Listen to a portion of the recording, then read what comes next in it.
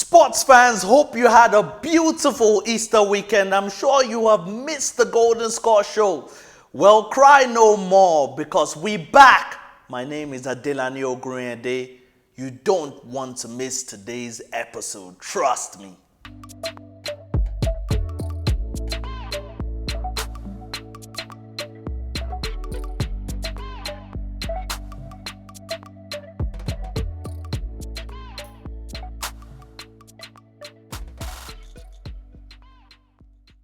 You're currently watching the Golden Score show right here on Non-Feel Flicks. Don't forget to smash that like and subscribe button. Remember, I'm your host, Adelani Ogriende, and today's guest is none other than sports analyst Emmanuel Akura Ada. Before we talk to him about the games that happened over the weekend and much more, let's look at the stories making headlines on the Golden Score news today. Jota double humbles Gunners at the Emirates Stadium. Chelsea failed to shock defeat at Stamford Bridge. The Citizens too good for the Foxes. Dembele takes Barca 1 point off the top. Fakhar Zaman hits a stunning 193. And Joel Embiid guides 76ers to victory. Let's take a deeper look into these headlines. Jota double humbles Gunners at the Emirates Stadium. Diego Jota headed Trent Alexander-Arnold's brilliant delivery past Arsenal goalkeeper Bernard Leno in the 64th minute. This is all it took for the floodgates to open at the Emirates. Then it was Mohamed Salah's turn to score in the 68th minute when he took advantage of poor defending by Arsenal's Gabriel and slid a cool finish through Leno's legs. The third goal of the match came courtesy of Portugal international Jota, who put the ball at the back of the net for the second time in the 82nd minute to kill off the game as a contest. In our next story, Chelsea fall to shock defeat at Stamford Bridge. Pereira and Robinson scored twice as struggling West Brom overwhelmed 10-man Chelsea and emphatically ended the 14-match unbeaten start to Thomas Tuchel's tenure at Stamford Bridge. The Baggies took full advantage of Thiago Silva's red card in the 29th minute and won the game 5-2. Staying in the English Premier League, the Citizens too good for the Foxes. Manchester City was simply too good for Leicester as they continued their march towards the Premier League title with a 2-0 win at the King Power Stadium. Second half goals from Benjamin Mendy and Gabriel Jesus take Manchester City 17 points clear at the top of the Premier League. Now from the shores of England to Spain. Dembele takes Barca 1 point clear off the top. Ousmane Dembele scored a dramatic late winner to give Barcelona victory over Real Valladolid and a huge boost in their La Liga title challenge. Barcelona move up to second, 1 point behind leaders Atletico Madrid thanks to a 6th La Liga win in a row. Moving on to cricket news, Fakhar Zaman hits a stunning 193. Pakistan opener Fakhar Zaman hit a stunning 193 but could not prevent South Africa from winning the second one-day international by 17 runs. Chasing 342 to win in Johannesburg, the tourists fell to a 205 for 7 in the 38th over before Fakhar's amazing performance. He stuck 18 fours and 10 sixes in his 155 ball innings before he was run out by a direct hit in the final over, with Pakistan ending on 324 for 9. The series is tied at 1-1 with the final ODI at Centurion on Wednesday. Moving on to the story making headlines this hour in basketball, Joel Embiid guides 76ers to victory. Joel Embiid scored 24 points on his return from injury as Philadelphia's 76ers side beat the Minnesota Timberwolves 122-113. Embiid missed 10 games with a bone bruise in his left knee and was rusty on his comeback, missing all of his three-point attempts. The win sent the 76ers back to the top of the Eastern Conference, level with the Brooklyn Nets. So that wraps up your Golden Score news this hour. When we come back, we'll be back with Emmanuel Akura-Ada to talk about the English Premier League and much more in the world of sports. Stay put.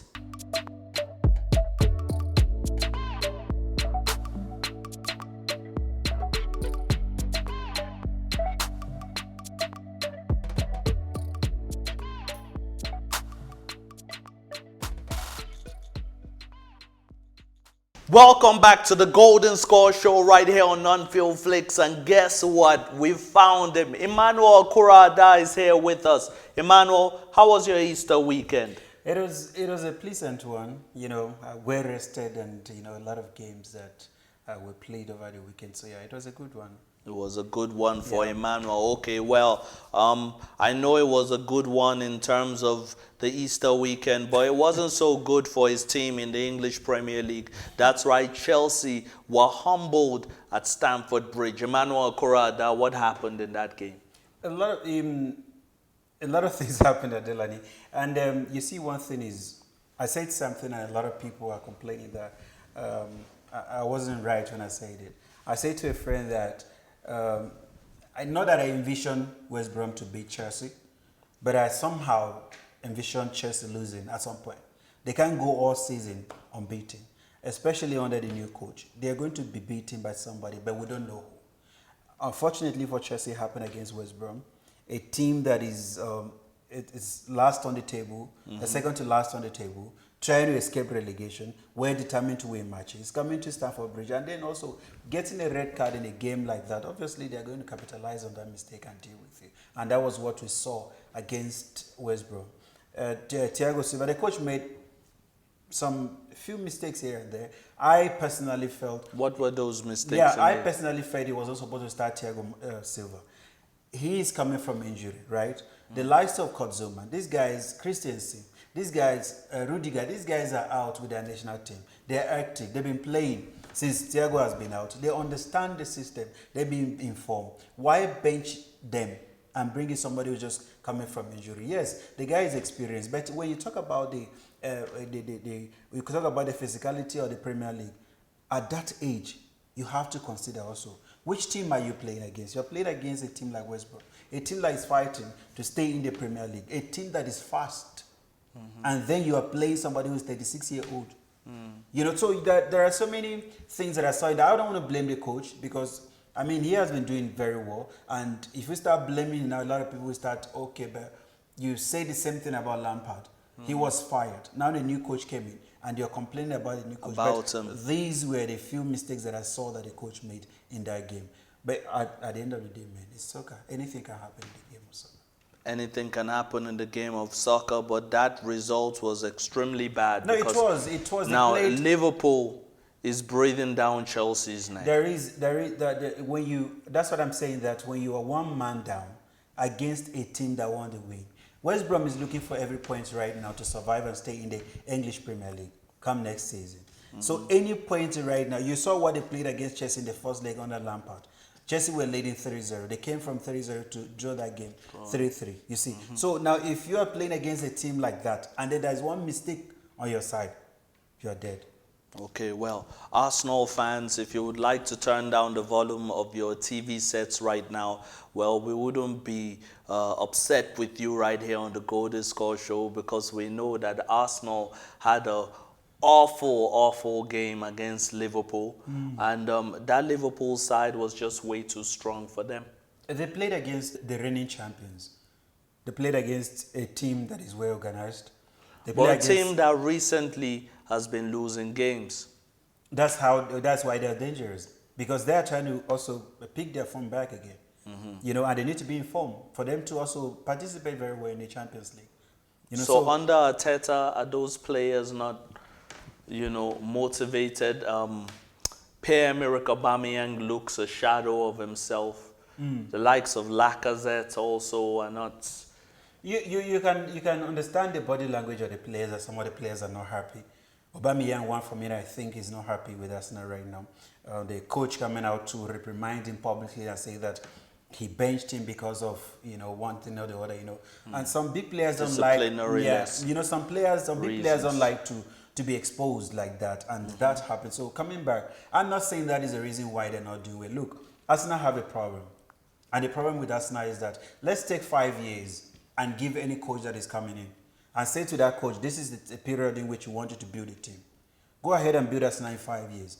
Introduce your ideas, but make sure you restructure the team, revamp the entire squad, have your system.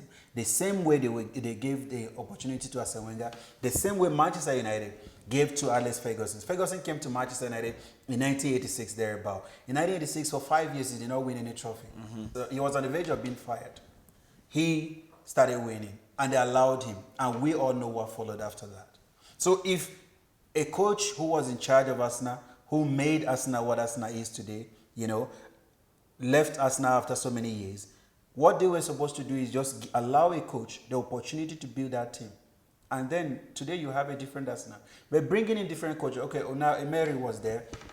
He was fired because he finished in a sixth position.